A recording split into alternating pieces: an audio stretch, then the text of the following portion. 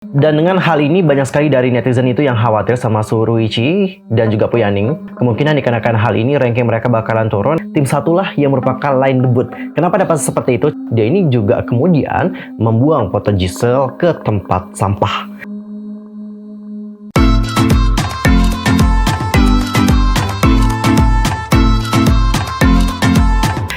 Annyeonghaseyo Chungidul, user Kim Imnida, welcome back to my YouTube channel. Nah, gimana sih kabarnya hari ini? Baik-baik aja dong ya. Dan buat kalian semua yang lagi dalam kondisi nggak baik-baik aja, keep fighting guys, don't give up. Well, untuk hari ini kita akan bahas tentang topik-topik yang lagi heboh banget diperbincangkan di kalangan para K-popers. Apa aja topik-topiknya? But wait, tahan dulu. Sebelum kita bahas bersama-sama, aku mohon bantuan dari kalian. Yuk bantu perkembangan channel aku dengan cara subscribe, bunyi loncengnya, serta jangan lupa juga nih buat like, comment, share kepada teman-teman yang lain. Dan berikut adalah informasi selengkapnya.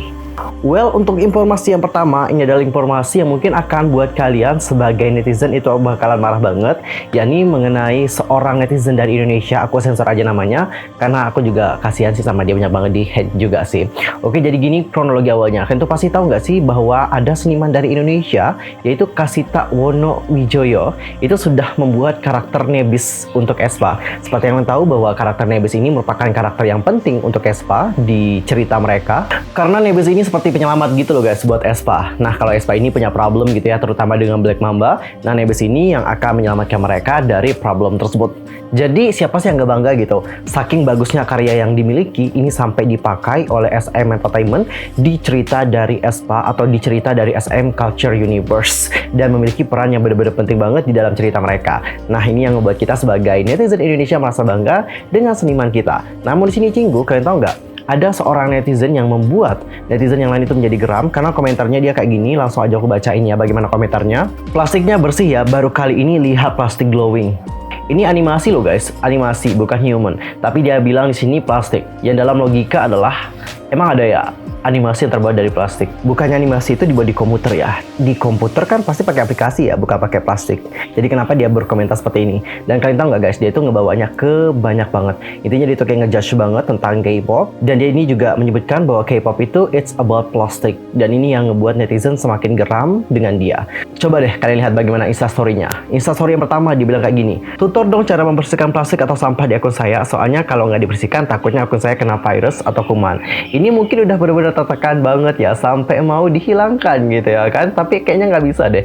Salah satu cara mungkin dia itu harus tutup account dan juga mungkin vakum dulu dari sosial media beberapa bulan, beberapa tahun maybe, supaya orang-orang melupakan dia. Oke, sebenarnya kalau kita berbicara mengenai operasi plastik, ini itu adalah hal yang sudah banyak banget dilakukan, tidak hanya di Korea saja, tapi juga di belahan negara yang lain. Di Indonesia juga sudah banyak banget yang melakukan prosedur operasi plastik. Prosedur operasi plastik itu bukan hanya merombak bagian wajah, membuat hidung menjadi mancung, membuat pipi menjadi tirus, enggak. Tapi operasi plastik sekarang seperti yang aku lihat itu udah banyak banget ya. Seperti yang aku baca-baca kemarin, kalau kita suntik bibir katanya itu udah termasuk oplas juga ya, karena kan udah merubah juga gitu kan bagian dari tubuh. Habis itu kita juga banyak banget melihat orang yang pasang ini, pasang itu gitu ya kan. Kok aku nunjuk-nunjuk ya? Ya seperti itulah guys, kalian pasti tahu dong hal seperti itu. Tapi bukan berarti orang yang melakukan oplas itu salah loh. Itu tergantung mereka sendiri, itu tergantung kebutuhan mereka. Karena untuk industri K-pop sendiri, mereka itu dituntut untuk tampil sempurna. Jadi siapa yang salah di sini? Idol K-popnya atau netizennya? Netizennya yang terlalu menuntut mereka sehingga mereka melakukan hal tersebut. Dan untuk yang ini, ya aku sih cukup miris ya melihat dia, karena setidaknya bisa lah gitu menghargai karya anak bangsa gitu. Jangan disebutin juga plastik gitu, karena yang namanya animasi itu bukan terbuat dari plastik bang, oke? Dan untuk topik yang kedua, kita akan membahas mengenai Girls Planet 999 yang akan segera berakhir.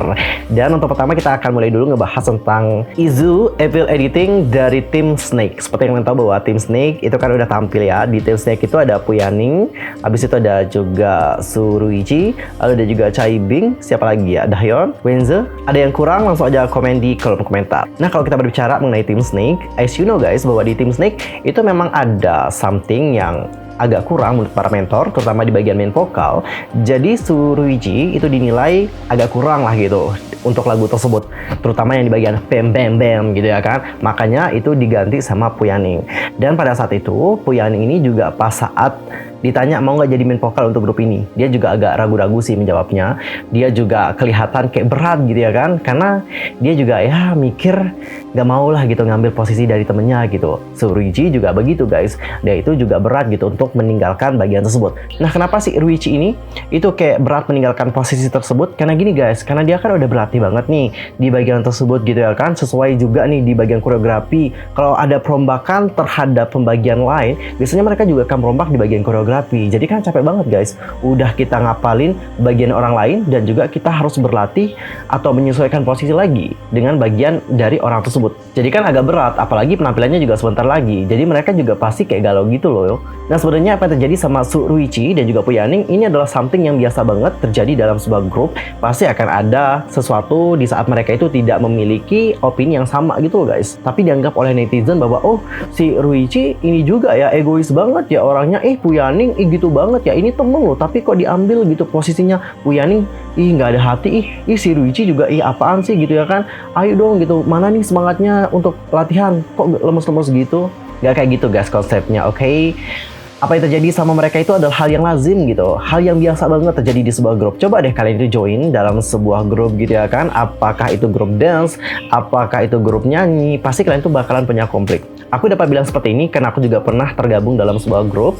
Pas saat kita mau tampil gitu ya kan, suasana makin lebih terasa panas gitu loh guys, karena kita di sini bener-bener juga dalam kondisi yang gugup. Kita pengen menampilkan yang terbaik di depan orang, dan pada saat itu kita juga menyesuaikan pikiran kita, tapi ternyata apa yang kita opinikan ini nggak sama, sampai itu yang ngebuat kita cekcok satu sama lain. Tapi habis itu kita juga baikan. Jadi pas aku ngelihat apa yang terjadi sama Puyaning, Ruichi itu emang bener-bener biasa banget, tapi dianggap oleh netizen itu kayak something yang bad gitu loh. Nah maksudnya untuk Puyaning setelah dia menjadi main vokal ya untuk Team Snake, dia itu agak crack di bagian high note. Dan ini ngebuat ya kita juga agak sedih gitu ya melihatnya, karena Puyaning juga sudah berusaha keras dan semaksimal mungkin, tapi itu yang terjadi. Dan aku juga dapat paham kenapa Puyaning crack di bagian tersebut, karena dia juga tertekan maybe ngambil bagian temannya sendiri, dan juga untuk waktu dia latihan juga kayak singkat gitu sih. Jadi kalau ada kesalahan seperti ini memang wajar banget terjadi. Dan bahkan penyanyi profesional juga ada loh guys yang crack di saat mereka itu bernyanyi. Nggak semua orang itu emang sempurna guys, pasti ada yang kurang dari mereka. Dan dengan hal ini banyak sekali dari netizen itu yang khawatir sama Ruichi dan juga Puyaning. Banyak yang khawatir sama ranking mereka. Kemungkinan dikarenakan hal ini ranking mereka bakalan turun, dan kemungkinan kesempatan mereka untuk debut di grup tersebut juga bakalan berkurang gitu loh guys. Dan selain itu kalian juga pasti melihat bahwa di sini sudah terbagi menjadi 3 tim yang menampilkan yang Nah dari ketiga tim ini banyak sekali yang menilai bahwa kayaknya tim satulah yang merupakan line debut. Kenapa dapat seperti itu? Coba kalian lihat dulu siapa yang menjadi bagian dari tim pertama. Itu ada Yujin, lalu ada Yurina, habis itu ada juga Xiaoting, Mashiro, Ruichi, Chaehyun, Daeyeon, Hikaru, dan juga Yeso. Yang mana mereka ini merupakan trainee top dan juga selalu berada di peringkat teratas guys. Jadi nggak heran kalau banyak yang menduga bahwa mereka ini akan menjadi line up untuk debut di Girls Planet. Tapi setahu aku sebagai pengikut dari Mnet dari zaman dahulu kala gitu ya kan, nggak semudah itu guys. Nah dari ke-9 ini pasti akan ada yang nggak debut. Maybe yang nggak debut itu adalah 1, 2, atau nggak 3 orang. Secara pribadi bias aku atau pick aku adalah Puyaning. Tapi kalau aku ngelihat sih yang bakalan memiliki kesempatan besar untuk debut itu adalah Chaebin. Atau enggak, siapa sih? Soyeon? Ya itu deh, aku lupa banget namanya. Karena di sini aku ngelihat aura bintang mereka itu besar banget, terutama Chaebin. Aura bintangnya emang gokil sih orang. Dia ini udah menjadi girl crush banyak orang, banyak loh cewek-cewek yang terpikat sama pesona dari Chaebin, apalagi cowok gitu ya kan. Dan terlepas dari FL editing yang dia dapetin dari episode sebelumnya, aku ngerasa bahwa dia itu bakalan dapetin kesempatan yang besar banget untuk debut. Oke, itu yang aku lihat. Habis itu juga Bora. Kayaknya Bora juga memiliki kesempatan besar untuk debut. Dan aku rasa grup ini juga harus punya main vokal yang lebih gitu, nggak cuma 1. Ya mereka juga kayaknya harus punya 2 atau 3 main vokal lah. Seperti Aijuan dulu, bener nggak? Tapi dari lubuk hati yang paling dalam aku berharap supaya Puyaning itu dapat debut. Kalau kalian sendiri gimana? Apakah kalian sudah punya pick masing-masing? Langsung saja komen di kolom komentar. Dan untuk topik yang terakhir, sekarang kita akan membahas mengenai salah satu penggemar dari aespa, yang mana dia ini melakukan something yang buruk banget terhadap photocard dari Giselle dan juga Ningning. Kalian tahu nggak? Dia ini merupakan penggemar aespa Tomai, tapi dia itu OT-OT-an guys. Dia di sini hanya ngebayasin 2 member dari aespa saja, yaitu Karina dan juga Winter. Gak salah kalau dia itu mau ngebayasin 1 atau 2 member member nggak salah sama sekali. Tapi yang salah di sini adalah dia itu kayak disrespectful terhadap member yang lain, terutama kepada Giselle, oke? Jadi kemarin dia itu sudah nge-unboxing album yang dia dapetin. Jadi pas saat dia unboxing, dia itu berharap banget supaya dia itu dapetin foto dari Karina dan juga Winter. Tapi ternyata yang dia dapetin adalah foto dari Ningning dan juga Giselle.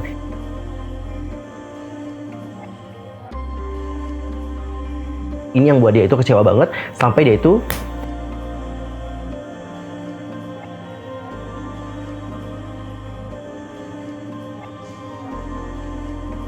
ini juga kemudian membuang foto Giselle ke tempat sampah.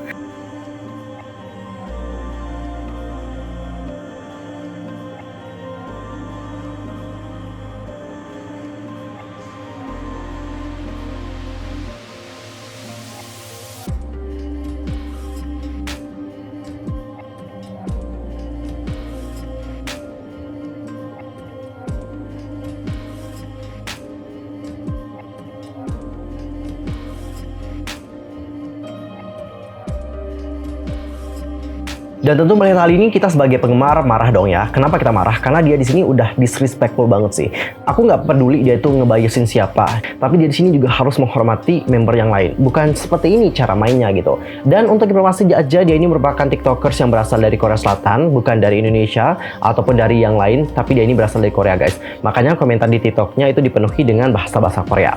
Seandainya dia ini emang nggak mau gitu ya kan fotokan dari Giselle, masih banyak loh penggemar-penggemar yang mau fotokan dari Giselle, bener nggak? Itu kan bisa dijual atau nggak bisa dibarter gitu sama orang yang punya potokan dari Karina dan juga Winter. Masih banyak loh guys orang yang mau barter-barteran potokan tanpa harus melakukan hal tersebut. Dan setahu aku untuk harga dari potokan lumayan kan guys ya. Padahal kalau dia dijual di all shop itu bisa dapetin keuntungan loh.